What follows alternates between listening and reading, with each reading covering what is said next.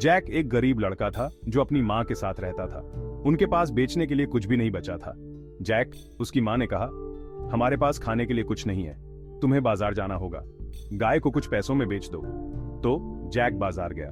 वहां एक अजीब आदमी ने गाय के लिए फलियां देने की पेशकश की। जादुई फलियां, वह आदमी बोला। थोड़ा मूर्ख होने के कारण जैक ने व्यापार कर लिया। जब वह घर लौटा तो उसकी माँ गुस्से से आग बबूला हो गई। उसने फलियों को खिड़की से बाहर फेंक दिया। उस रात जैक उदास था और भूखा सो गया। अगली सुबह कुछ बहुत ही अजीब हुआ। जैक की खिड़की के बाहर एक विशाल बीनस्टॉक उगाया था जो बादलों तक ऊंचा पहुंच रहा था।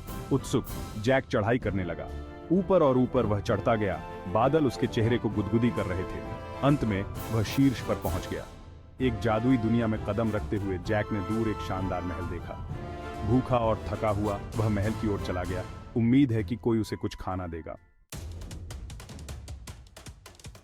जैक ने महल का दरवाजा खटखटाया। एक महिला ने उसे खोला, डरी हुई लग रही थी। चले जाओ, वह फुसफुसाई, मेरे पति एक दानव हैं, वह लोगों को खाता है। जैक डर गया था, लेकिन उसका पेट गरज गया। उस पर दया करते हुए दानव की पत्नी ने जैक को एक अलमारी में छिपा दिया। अचानक जमीन हिल गई। दानव घर आ गया था। वह बहुत बड़ा और डरावना था। जैक अलमारी से बाहर झांका, कांप रहा था। दानव अपने खाने के लिए दहाड़ा। उसकी पत्नी उसके लिए पहाड़ जैसा खाना लाई, जिसे दानव ने छट कर लिया। अपने भोजन के बाद दानव चिल्लाया, मैं एक अंग्रेज का खून सूंघ सकता हूं। उसकी पत्नी ने उसे यह कहते हुए शांत कराया, तुम गलत हो। फिर दानव एक मुर्गी ले आया जो सुनहरे अंडे देती थी और एक सुनहरी वीणा जो सुंदर संगीत बजाती थी। जैक मंत्रमुग्ध हो गया। जब दानव सो गया तो जैक ने अपना मौका देखा। उसने मुर्गी और वीणा को पकड़ा और वह बीनस्टॉक की ओर भागा। लेकिन अरे अरे, वीणा बजने लगी। संगीत ने दानव को जगा दिया, जो गुस्से में दहाड़ा और जैक के पीछे दौड़ा। जैक बीनस्टॉक से नीचे उतरा जितनी तेजी से वह कर सकता था। दानव पीछा कर रहा था। उसके भारी कदम बीनस्टॉक को हिला रहे थे। जैक नीचे पहुंच गया। उसने एक कुल्हाड़ी पकड़ी और बीनस्टॉक को काट दिया।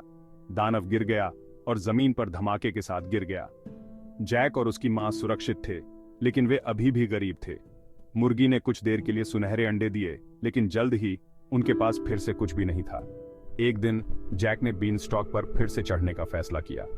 यह एक जोखिम भरा फैसला था, लेकिन वह हताश था। वह ऊपर ऊपर बादलों में चढ़ गया। दानव का महल अभी भी वहीं था। जैक अंदर घुस गया और खजाने खोजने की उम्मीद कर रहा था। इस बार वह सावधान रहने वाला था। उसे दानव का खजाना घर मिला, जो सोने और रत्नों से भरा था। जैक ने अपना बैग जितना हो सके उतना भर लिया। अचानक जैक ने भारी कदमों की आहट सुनी। दानव आ रहा था। जैक एक विशाल बर्तन के अंदर छिप गया। दानव ने जैक को नहीं देखा। वह वापस सो गया। इस बार जैक सुबह तक इंतजार करता रहा। जब दानव चला गया तो जैक भाग निकला। वह बीनस्टॉक से नीचे उतरा और अपनी मां के पास घर भागा। वे अपने सपनों से परे अमीर थे। जैक ने अपना सबक सीख लिया था।